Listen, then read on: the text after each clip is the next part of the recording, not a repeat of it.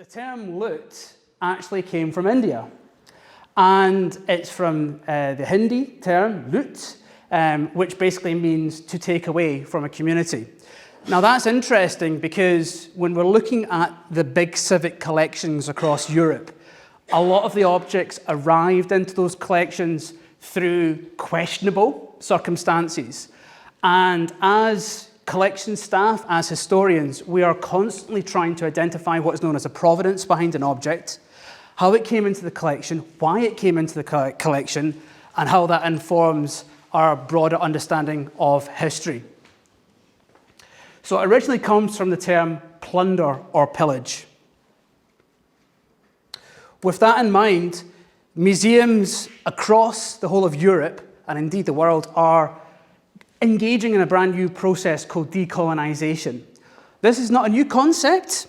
It was kind of first articulated by Robert Staples in 1976 when he talked about the process in which the oppressed group or individuals are enabled to determine their own destiny through a collection, through their own culture, or through the general understanding of history.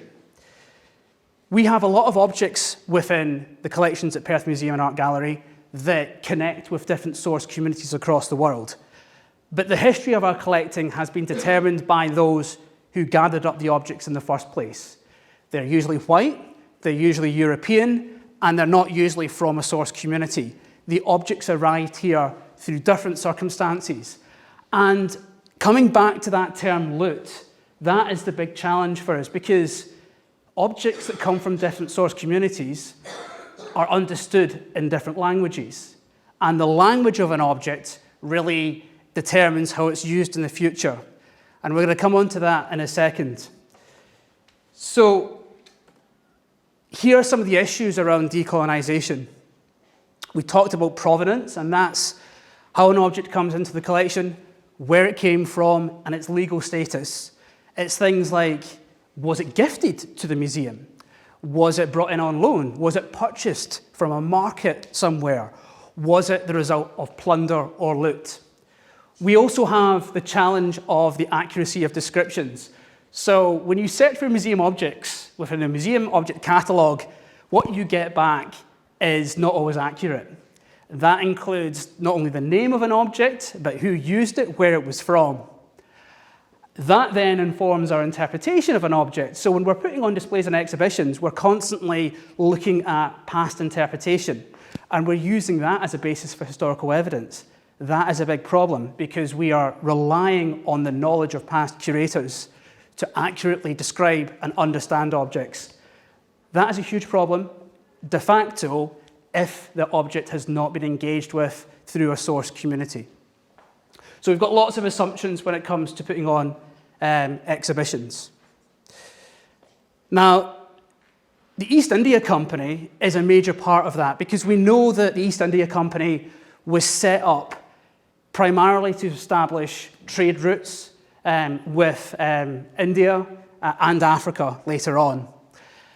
We have a number of objects that came into the collection through those means, but I thought I'd just touch very briefly on the history of the East India Company.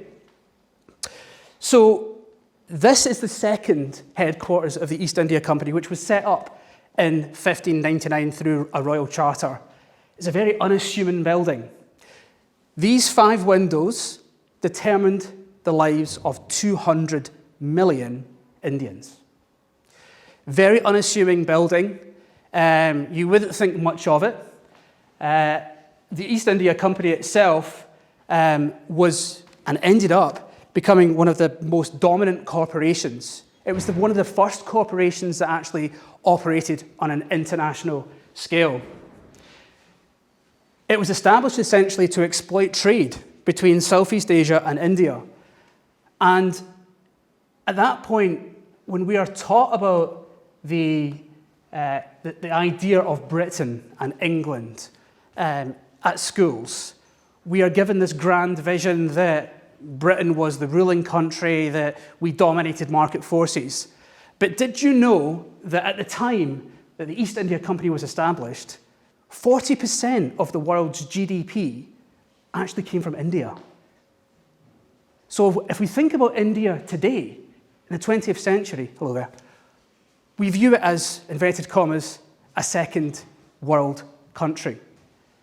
But in the 16th century, and then later on, it was actually a dominating country which had a huge share of the world's imports and export. This included spices, tea and coffee, but crucially, and the East India Company later on capitalized on this, it was textiles. So the East India Company continued its domination until the formation of the British Raj. Just trying to find my mouse button here, sorry about this. Now we know that the British Raj was formed in 1858, and then it existed all the way through until 1947, when India became an independent country. The East India Company flooded England with affordable tea, cotton, textiles and spices, and it rewarded its London investors with shares of up to 30% profit. So obviously from this very small, unassuming building, this massive empire was then developed. But of course it began a lot earlier than that. So you might recognize this character from your school days or later. That's Francis Drake. In 1577, he set out in an expedition from England to plunder the Spanish settlements of South America in search of gold and silver. That was his ship, the Golden Hind, and he achieved going out to South America and sailing across the Pacific Ocean in 1579. He eventually settled in the East Indies and came across the Moluccas, also known as the Spice Islands, and then met with a few sultans and established new trade routes. In exchange for linen, gold and silver, a large haul of exotic spices, including cloves and nutmeg, were obtained. At that point, England didn't really understand the value of these spices because they hadn't come onto our shores. But obviously, they were very quick to gain popularity amongst consumers.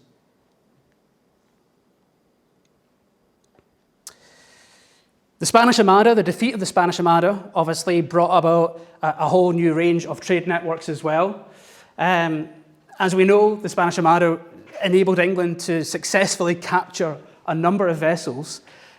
So England at that point did not have a huge navy. We relied on being pirates and capturing other vessels. And these obviously enabled us to traverse the world and set up a whole new range of trade networks. So we've got the economic basis for the development of the East India Company. But what about the political, literacy, and moral basis? We know that in order to convince your public, convince your stakeholders, convince politicians, you have to have a moral basis for what you're doing. And this was set up by two individuals, Sir Thomas Smith, who actually forms the corporation of the East India Company, and Richard Hakluyt, who was a writer and champion of American colonization. These two individuals, in particular Sir Thomas, set up the East India Company, and at that point it was an organization by subscription. We didn't have shareholders at that point. It started off with a list of about 30 people, ranging from shopkeepers to politicians to business owners, who invested small amount of money into this corporation to then develop their fleets and go off across the world and transport spices and other items back. Richard's writings were basically used as a basis for convincing the royal family, convincing politicians that colonization is a good thing. Like the Iraqi war dossier, his discourse concerning Western planting enabled an articulation of why colonization was worthwhile. And, you know, it's absolutely shocking the terms that were used, but it was the advancement of so-called civilizing these indigenous people, spreading the gospel of Christ, and enabling us to yield as many items as plunder, as loot, for the benefit of England. And I say England because obviously Britain didn't exist at that point. The richness and value of India was also understood by great authors, epic poets of the period, including John Milton, who wrote Paradise Lost. In the 12th book of Paradise Lost, when he's talking about the Garden of Eden, he mentions Agara and Lahore, the great seat of the great Mangal. Now this book, this epic poem, was to form the basis of the understanding of the rest of the world, amongst other books as well. But this combined with the discourse, the dossier for colonisation, became part of the lexicon, it became part of the printing press, became part of our understanding as to why it was in England's best interest to colonise the rest of the world. So on December 31st, 1599, a royal charter was created to convince Queen Elizabeth I to undertake and invest in the East India Company. Obviously, the East India Company had started off slightly before this, but this really formalised it and canonised the operations of the company. This charter essentially enabled a private company to have the autonomy to go across the world and plunder for the benefits of its shareholders. Essentially, this was the root of a first multinational, globalised company, which I'm sure we're all very aware of, bore fruits in companies today like Amazon and Microsoft. The charter as well enables the devolution of power. East India Company at that point didn't have its own army, but it did have, obviously, military capacity. This charter allowed them to make their own laws, gather their own forces, procure vessels, and go across the world and influence foreign policy.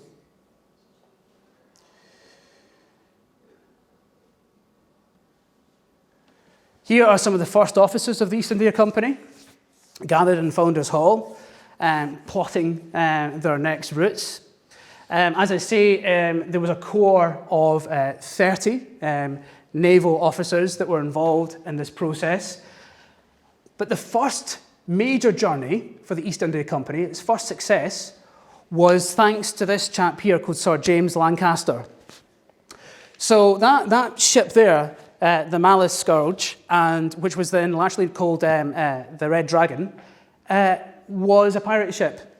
The story goes that it had a mission to head out to Portugal in 1603, and along the way it met a Portuguese vessel.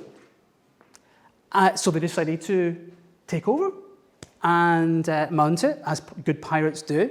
Unfortunately for them, they weren't entirely sure what was going to be on board. It had a huge volume of spices.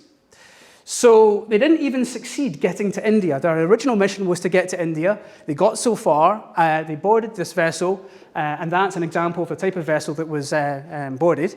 And they plundered it, they got its spices back, and they returned back to England. At that point, they didn't know what the value of those spices were. They were then quantified, and it was the first haul that equaled £1 million. And that's not in today's money, that was money back then. So that was their first success. From this point, they started to build their own ships. So they no longer had to rely on Spanish galleons. They could actually start to construct their own ships and start to go across the world. Here you see an example of what was known as a Mughal empire in India. The territory of the empire was absolutely vast, and it was the Mughal empire that actually established a very complex set of relations with the East India Company. It wasn't a one-way street. Money talks, obviously, and there were bankers and investors in India who saw great value in trading with the East India Company. So it wasn't just a case of us going over there, having wars and bringing items back. We had people in the inside of India who were willing to trade and offer concessions in terms of land and licenses.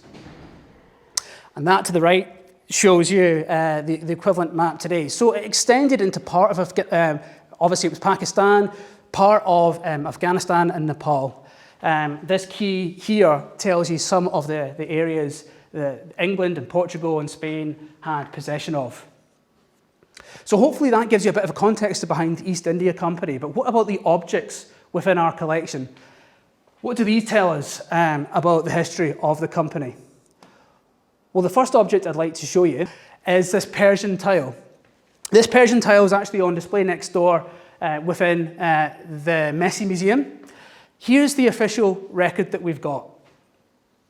If you know your history, you can already see a number of inaccuracies there. The problem is that this emperor, Suhuna, Lahore, did not exist. The Emperor Mughal tombs of Lahore do exist, but we know all of the emperors that are buried there. So we've got an issue of place and we've got an issue of people. How do we understand this? How do we make it more accurate? Where did that description come from? Well, here's our original records. At the top there is the original listing for the Perth Literary and Antiquarian Society, PLAS, and it says, presented by a Dr. Ross, resident surgeon of Delhi, a tile from the tomb of a cross-out at Lahore. Then we've got, underneath that, our accessions register. So this is almost like a display inventory that's then done a few years later. And this is where the inaccuracy comes in. So when we trace it back to the original listing, we know that it's actually a lot more vague than what it became. The tile came from Andrew Ross, Dr. Andrew Ross. So who was he? Well, he was born in Perth. He was the son of Mr. John Ross. He signed up basically as a surgeon for the East India Company, and that was part of the Bengal Light Cavalry in 1841. So obviously, he's involved at the East India Company at the tail end of the company's existence. We don't know a huge amount the individual specifically, but what we do know is the items that he brought back. He brought back a ton of material, whether that was from tombs, whether that was from marketplaces, and you've got an idea of some of the items that he collected on behalf of PLAS and then offered it to what is now the museum collection. Interestingly, and we're going to be talking about this individual, Shah Jahan, son of Jahangir. The son of Jahangir was actually treated by one of the doctors within the Bengal Medical Service. And as a result of that, this surgeon was actually awarded a number of factories to produce cotton and textile. So if you treated the royal family and you made friends with them, you were rewarded greatly. So perhaps that's a bit of an insight into how Dr. Andrew Ross were able to collect these gifts or items from India. So we've established that the tile actually belongs to this lady here, Nur Jahan. Nur Jahan was born Mahun Nisa, which means son amongst women. She was born in 1645. Her story is complex, but she's basically India's first heroine. She basically enabled a new movement within India that celebrated feminism. She is an inspirational character, mainly because she was born into a system, a caste system, that obviously saw the active oppression of women. But she was born also into aristocracy. Her parents were both Persian and were involved in courts within the royal court within Iran. But she was basically a refugee. So her parents took her from Iran and were extremely poor. And the legend goes that they were so poor, they had 3 children, that they had to camp at the side of the road one evening. And when they came back, they had to go and fetch some food and water. When they came back, there was a giant black snake next to her. and the snake would not go anywhere near her. So the legend goes that at that point she had this mystical kind of like quality around her, that she was able to kind of like fend off evil spirits. But how did they get into India? How did they get into the Mughal Empire? Well, her father was helped by a merchant called Malik Masood, who enabled them to make their way towards Agra, which is Uttar Pradesh, and then attend the Emperor Akbar's court. Like many women of her time, and even to the present day, she was then presented into an arranged marriage. A chap called Ali Quilly, and that marriage went fairly well, but he died quite young. She had one daughter with Ali, but he died in his 30s. But the story goes that she first met the Emperor Jahangir, just before she met her current husband at a party in the royal household. And Jahangir at that point is noted as saying that he fell in love with her instantly. So he always had a bit of a soft spot for her. Jahangir himself was the fourth Mughal emperor. He was the head of state of the Mughal Empire, which included the countries, as I was saying, of Bangladesh, Bhutan, India, the Maldives, Nepal, Pakistan, and Sri Lanka. Now, Nur Jahan wasn't just a female in the court. She was extremely intelligent and cultured and educated, and she was also a very dominating lady as well. She was a patron of the arts, very fond of poetry, painting, and music. But she was also a very influential person within the court. She's considered by many historians to actually be the real power behind the throne. So Jahangir himself had a bit of a problem. He was a bit of an alcoholic, and he took drugs, he smoked a lot of opium. So when the East India Company tried to convince him to engage and trade with them, this chap here, Sir Thomas Roe, went out on an expedition to try and convince him to set up a trading port within Gujarat. And he brought all of the items across that you could expect to be convinced of. He brought British Mastiffs, he brought different dogs and animals, he brought paintings across from the high Renaissance Mannerists style, but crucially he brought lots of beer and wine. And that's what convinced Jahangir to set up a port. Thomas Roe was successful. The company's ships docked at Surat in Gujarat in 1608, which is where my family's actually from. And then they established the first Indian factory, East Indian factory at Gujarat in 1615. The textile industry was absolutely huge. So at this point, it's 1599 to 1608. East India Company's been in operation for less than 10 years. They've already switched from spices to textiles, realizing the popularity in Europe and particularly in London. Coming back to Nur Jahan, we're talking about textiles. Well, she's very famous for designing clothes in her own court style. She'd become the fashion queen of her age, and people followed her designs with great interest. She designed several varieties of lace and gowns, including this very lightweight dress here as a wedding dress, which was an accessible wedding dress. It was an affordable one.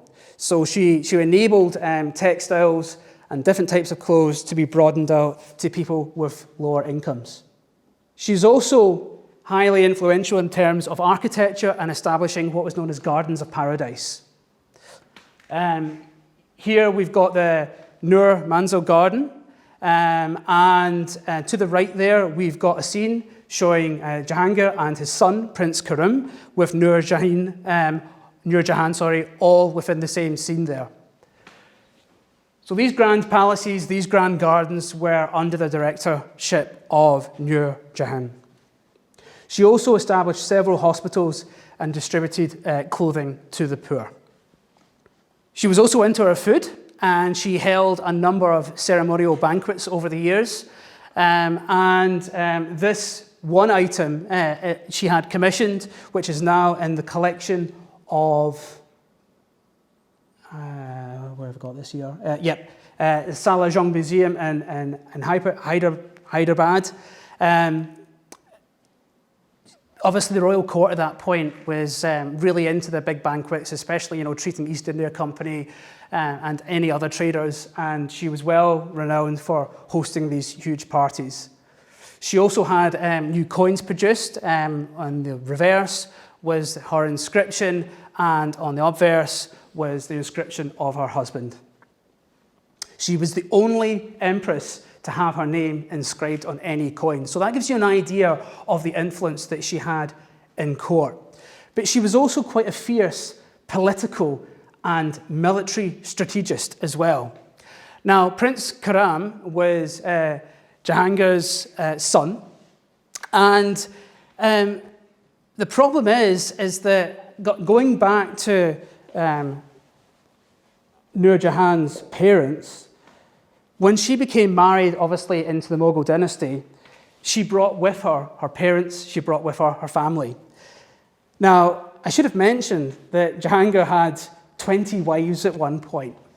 This was his final wife, but obviously he had lots of children who wanted to compete with the throne. And Prince Khurram is one of those. He was the third son of the Mughal Empire, and he actually marries the niece of Nur Jahan through an arranged marriage. So he is now part of the inner circle, but Nur Jahan wants to put forward other members of her family as being potential emperor. Khurram was an extremely paranoid individual. He felt that Nur Jahan planned to sideline him in the succession of the throne, but he resented, and he also resented the influence that she had over his father. As I was saying, he was really interested in the arts and culture, but he was not so interested in things like trade and politics, whereas Nur Jahan was. In 1620, Nur Jahan, in order to secure her power in the court, offered the marriage proposal of her daughter to the characteristic Kursar Mirza, with the affirmation of bringing him to power. So as I said, that this internal power struggle happening within families. If her daughter marries this Kursar Mirza, then Prince Khurram, is going to be totally and utterly out of the picture. Khurram obviously refuses to go along with or accept this arranged marriage, and he decides to basically ambush his family. And this is the river Jhelum, and Nur Jahan's family were crossing this river. You can see that it's not a particularly fast-flowing or deep river, but Prince Khurram decides to attack her family. The emperor is captured, she escapes, and he is then taken to an imprisoned location. But the empress didn't give up so easily. She raised a rebellious army within the enemy camp. So basically, her husband and the rest of the soldiers that are with them are held within this prisoner camp, but she organizes an internal revolt. She convinces the soldiers that are there to let him go. And then in a courageous act, she actually enables their freedom. So Nur Jahan is not only somebody who is sitting there in the background, building things and developing gardens, she's also getting involved in politics and obviously political struggles as well. Because of this, she was called the most gutsy and powerful woman in the mighty Mughal Empire. This is her tomb that she had commissioned before her husband died. It's her husband's tomb. She was buried alongside him, obviously. And this is where that tile came from. As you can see, it's been stripped bare. The original description of the tomb is outside in the present day, and here's the tile and the context of where the tile could have belonged. So top left there is the item that we've got in the museum collection, and then to the right we've got this documentary evidence describing the tomb being almost carpeted with these tiles in exactly the same fashion. So this is one of the ways that we can link that object back to its provenance, back to the original tomb, and therefore tell Nur Jahan's story. So that's our first object. Our second object is a gold pocket watch which belonged to Lieutenant General Robert Stewart of Anat and Rate, with turquoise decoration and a crystal seal. It's an absolutely beautiful object. It's got a crystal seal that goes all the way around it, so there's absolutely no chance I'm going to be opening it up. But who was Lieutenant General Robert Stewart of Anat and Rate? Well, he was born in Doon, in Polbrook Farm, the son of a farmer. He joined the Bengal Army of the East India Company as a cadet in 1764. At that time, as we know, the East India Company was expanding rapidly. Britain and France were at war, and India became the playing field for dueling states. Does that ring a bell? So basically, we've got a Cold War happening within India. It's worthy of noting that at that point in the 1780s, because of the complex trading arrangements with different emperors, either through the Sikh dynasty or through the Mughal Empire dynasty, there was a development of what was known as sepoys. Has anyone heard of sepoys before? So the sepoys were obviously, or sepoys, were soldiers that were recruited by the East India Company from India. So we had soldiers that were then offered either through the banks or through companies or through emperors to participate within the East India Company's ventures. In the 1780s, they equated for about 40,000, so quite a substantial army. But interestingly, and this is the Scottish connection to the East India Company, 40% of the soldiers of the East India Company at that point were from Scotland. Obviously, Robert Stewart was one of them. Now, what's his connection to the East India Company? We know this is his pocket watch, that's absolutely fine. He's buried in the Carse of Gowrie, and this is on his grave. This lovely inscription, quite unusual, especially within a Christian graveyard. And it says the support of the state of the Kingdom General Robert Stewart, a veritable sword of Muhammad, a faithful servant of Shah Alam Ghazi. So why was he awarded this honour? Well, we don't know exactly why, but what we do know are mutual enemies. And as I was mentioning there, the Mughal Empire was constantly battling with the Sikh Empire. And this goes all the way back to the beheading of one of the emperors of the Sikh Empire, and which laid the foundation for future conflict. But obviously the East India Company was battling with the Sikhs as well. In 1791, Robert Stewart was commanding the 6th Native Infantry Brigade on the western frontier, just northwest of Delhi, with orders to resist Sikh excursions. He was ambushed, and was captured by Sikh outriders. There's an example of a Sikh outrider there in the middle. And then he was imprisoned. Now, has anyone heard of the papers at Perth and Kinross Archive that we've got? So when he was imprisoned, he wrote around 40 letters to the British courts, to British politicians, demanding his release. He was incarcerated. They wanted a huge ransom of something like 15,000 rupees, more at that point. And obviously, he refused to be given up for that amount of money. He wanted to be released either through force or through other diplomatic ways. This is the area in which he was captured. It was done in the 1850s, and it gives you an idea of the context. We don't know exactly where he was captured, but this is an item that's held in the archive as well. To the right there, we've got one of the letters that he wrote. We don't have many incoming letters. Stewart was now the prisoner of Banga Singh, who demanded, as I was saying, a ransom for his prisoner. However, Singh allowed Stewart to correspond with the British authorities. These letters chronicle over 10 months of captivity.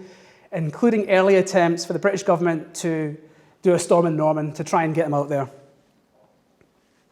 In one letter, he talks about, I only need 100 men, get me out of here. Get 100 men to me with matchlocks, and then seize the place, seize the palace. He also talks about frustrations with the chief negotiator as well, Begum Samru, who was a ruling princess of the state of Sardnaha, which was between the Sikh territory and British-controlled India. He rejected this idea of a ransom, saying, I would much rather pay a larger sum to walk out of confinement over his neck. So, he was almost insulted by the amount that they were asking for, and would rather have a greater sum. But Begum Samru, who was a British diplomat at that point, succeeded in supplying him with a whole range of different foods and clothing during his incarceration. So it probably wasn't a particularly tough existence. In one of his letters, he asks for a small bottle of syrup or vinegar, which would be excellent if it were less sweet. Stuart was released on the 24th of October 1791 in exchange of a ransom of 15,000 rupees, which was paid for by the British East India Company. After returning to Scotland, he made a massive fortune in the Castle Gowrie. He brought back buffalo and Arabian horses and settled in Perth, Canoe Hill. So it wasn't Castle Gowrie, it was Canoe Hill. This kind of laid the foundations of the formal, almost annexation of the East India Company to the Mughal emperor. So in 1764, we have a 2-day-long battle of Buxar and the shore of the Ganges. This battle took place because of the EIC, East India Company, refusal to pay taxes to Nawab Mir Qasim, an expansion into Bengal with unfair trade practices, and generally East India Company being miffed after Mir Qasim moving his headquarters away from the East India Company territory of Bengal to Bihar. This is a very famous painting. It's not particularly accurate in its approach. It's not a particularly good quality painting, but essentially what we've got here is the Shah Alam signing away the trading rights and taxes to the East India Company. So how does this link Robert Stewart back in? Well, it's not entirely clear, as I was saying, but Shah Alam II was in conflict with the Sikh Empire. So we've got this trade deal that takes place, signing away all the taxes, and we've got the release of Robert Stewart. The Sikhs had been in perpetual war against the Mughal intolerance, especially after the beheading of the Sikh guru, Guru Tegh Bahadur, by the Mughals. So essentially, they were both at war with each other, and this lovely tapestry, this painting, tells the story of Ghulam Qadir himself blinding Shah Alam with an Afghani knife. So despite best diplomatic efforts, it ended up in quite a bloody scenario. Here's our third object. We have a looted flintlock.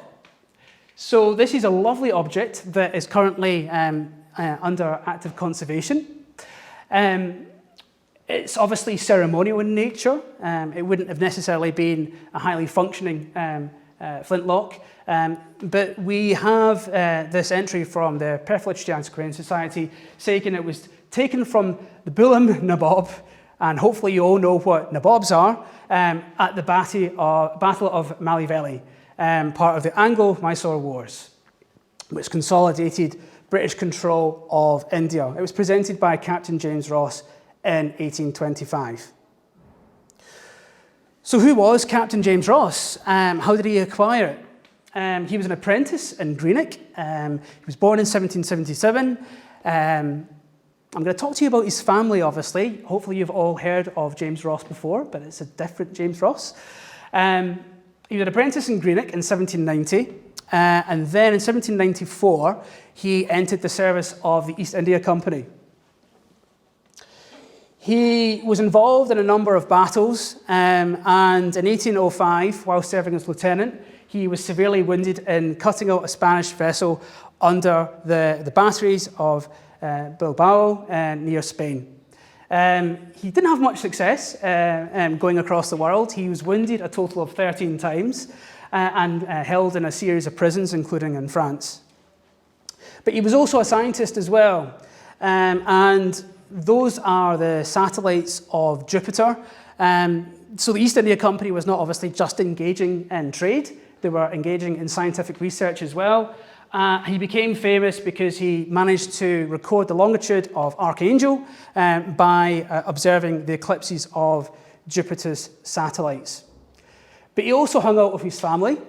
From 1818 onwards, he led a series of expeditions to the Arctic, including discoveries and research for the infamous Northwest Passage on this ship here called the Isabella. Now, the Northwest Passage was a sea route between the Atlantic and Pacific oceans through the Arctic Ocean, and it kind of like traversed North America via waterways through the Canadian Arctic. But it was his nephew, so this ship here, as I was talking about, was also used by his nephew. And his nephew, James Clark Ross, became extremely famous because he discovered the magnetic North Pole. So his nephew, James Clark Ross, discovered the magnetic North Pole. James Clark Ross crossed the Boothia Peninsula, Canada, and on the 1st of June 1831, he became the first European to reach the North Magnetic Pole. So cousins, very famous, both in the East India Company, but obviously this James wasn't as successful. So as we were saying, the actual rifle itself was acquired during the Battle of Mallavelly. James wasn't there at the battle necessarily, but he's acquired this rifle somehow, so it may have been a gift to him, we don't actually know. But this battle is quite significant because it was fought as part as the Fourth Anglo-Mysore War, which took place on the 27th of March, 1799. The Anglo-Mysore Wars were a series of wars that were fought during the last 3 decades of the 18th century between the Sultanate of Mysore on one hand and the British East India Company on the other. It was all about trying to control 3 kingdoms, including the Madras Presidency, Maratha Empire, and the Kingdom of Travancore. Inspired by Napoleon's successes in their Egyptian campaign, the Tipu Sultan started to gather forces, preparing for an attack on the East India Company through a coalition with Afghanistan. So they came to a head here, right in the center of Mysore, and obviously on the right there we can see where it is. But essentially, this was the final conflict of the Anglo-Mysore Wars, resulting in the British capturing the capital. So this rifle is incredibly significant because it's symbolic of that last battle across 4 wars. Now, it says in the catalogue record that the item was acquired from the Bulim Nabob. Who on earth was that? So Nabobs, as you know, were people who were basically traders and diplomats used by the East India Company. They attended political and royal courts throughout Europe. Here's a wee caricature of them. But we don't know what it means by Bulim. I've done a little bit of research into this, and it's possibly not an individual. It probably relates to Balama, which is a location on the western coast of Africa. So we may, in 1792, it was captured by the British East India Company and their base of operations in Africa. So we suspect that it may be one of the diplomats that were operating from that area. We're not entirely sure. Speaking of Africa, we're now going to come on to our final or a fourth object, which is a highly sensitive item. And this is slave fetters. Now, these have been in the collection for quite a while, since 1836.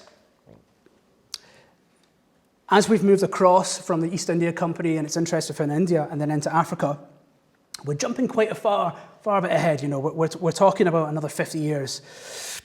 These items, these fetters, were captured off a Portuguese slave vessel called the Negrina, and it was captured off Grenada by the Vestal on the 20th of September 1836.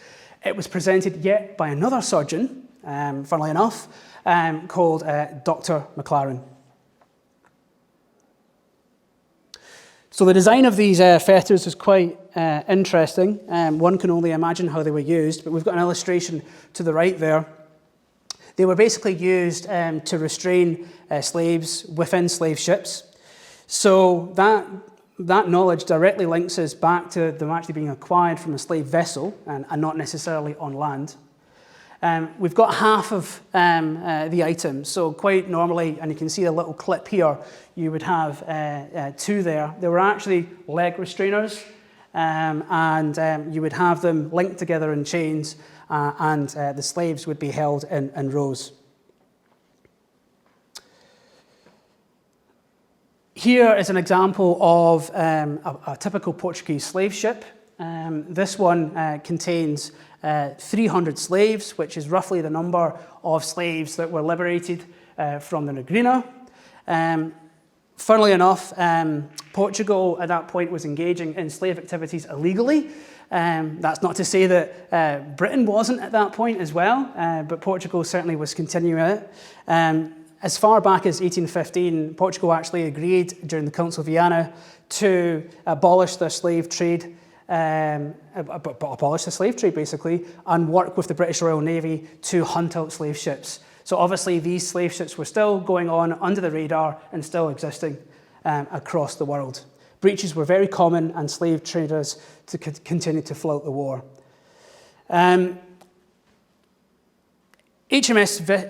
HMS Vestal's mission was not to actually specifically capture this slave ship, although it was on a mission to try and identify slave ships across the world as a result of a new treaty with Spain. So Britain and Spain had engaged in a new treaty to try and eliminate the slave trade, but obviously, as I was saying, many were still under royal appointment, I have to say, slipping underneath the radar. Again, something that we know to happen today as well. This was 2 years after the abolition of the Slavery Act. So Britain in 1833 technically abolished slavery. But we know that when we look into the history, that was not the end of it. It continued for decades afterwards. And obviously, we've got the story of America to consider as well. At the time of its capture, there were over 300 slaves on board. The Vestal who captured it was under the direction of Captain George Baker, who stopped the Negrina en route from the Galenas along with the Portuguese Navy. The ship's master, Miguel Soares de Lisboa, was captured and sent to the Court of Mixed Commission in Sierra Leone. On the 18th of December that year, Miguel was sentenced to death for his crimes as a slaver. The Granada Free Press talks about the capture of this boat in great detail, but it also talks about the request for this ship to be landed. So this is the article that went out in the local press. It talks about the fact that the ship was underneath Portuguese colours. It shows us that it was bound for Cuba, and there were over 300 Africans on board who were intended doom of slavery.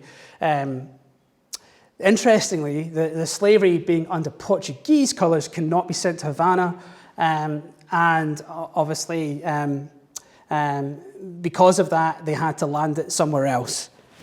So they had to take it to Sierra Leone instead in order to process his punishment. So that's the story of our slave fetters, an extremely powerful item that we've only got so much information off the official object record. But it talks about, obviously, the second phase of the East India Company. Our fourth object is Flora MacDonald. Who would have thought that Flora MacDonald had anything to do with the East India Company? Quite surprising. You would think that the Jacobites would be opposed to anything that England was involved with, especially trade overseas that required a royal warrant or allegiance to the crown. So what's this all about? Well, we have this item that was presented by her son, Colonel John MacDonald, of the Bengal Artillery, to John MacArthur on May the 11th, 1811. This is another bit of Flora's tartan that was presented to Flora MacDonald by Prince Charles Edward Stuart while in Skye. So when Prince was on the run, here is another bit of his tartan that was given to Flora. John MacDonald was, guess what, Flora MacDonald's son. Why was he involved in the East India Company? That's a bit strange, isn't it? You would think that, obviously, with that influence, he wouldn't have sworn allegiance to the crown. But he made an absolute fortune with the East India Company. He entered service with them whilst he was captain of the Corps of Engineers in Bengal. In 1784, he was assigned to this Fort Marlborough in Bencoolen, Sumatra. But his Scottish identity was never far away from him. So despite the fact that he swore allegiance to the crown, you've got to realise that tartan at that point was not incredibly popular. And he talks about him going off on his expeditions from London to India and how everyone laughed at his tartan dress that he was wearing.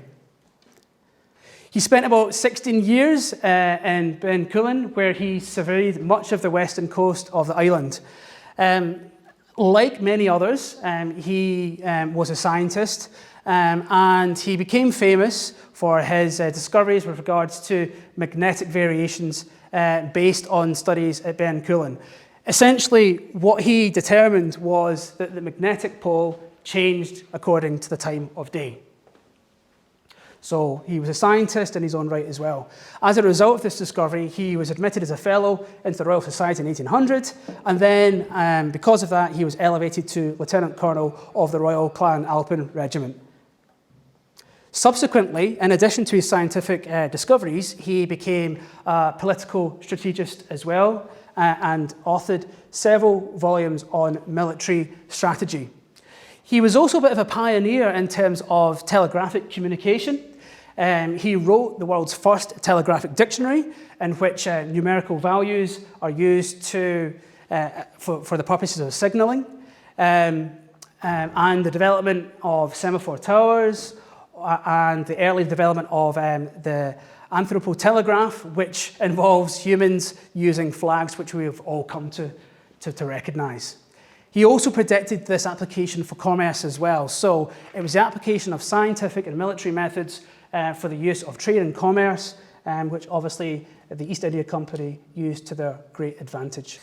But the American and Caribbean colonies were obviously highly attractive for Scots, who supported the Jacobite risings of 1715 and 1745. So, as I was saying, the Jacobites weren't interested necessarily in the East Indies, but many of their extended court were interested in Africa, and this is where an interesting link occurs. In the Caribbean, Scots went in large numbers to those islands, as we know, where they landed and set up colonies that were not already under the control of English investors and settlers. The English had colonised St. Kitts, Barbados and Nevis in the 1620s, hence there was relatively a few Scots there, but they went in great numbers to the islands, and that included Dominica, Grenada, Trinidad and Tobago. The Scots, despite making up 40% of the East India Company force at one point, their colonial interests were more focused on Africa. And that's our 5 objects. But I thought I'd just give you a bit of context in terms of what the East India Company has resulted in today. So we know these companies exist because of those early foundations that the East India Company set up. We've got these big multinational companies like Amazon and Facebook and Walmart that are now operating individually and above, quite often, the law of the land and politics. And the East India Company was the first step in that process. So thanks very much for your time. Be delighted to take any questions you may have.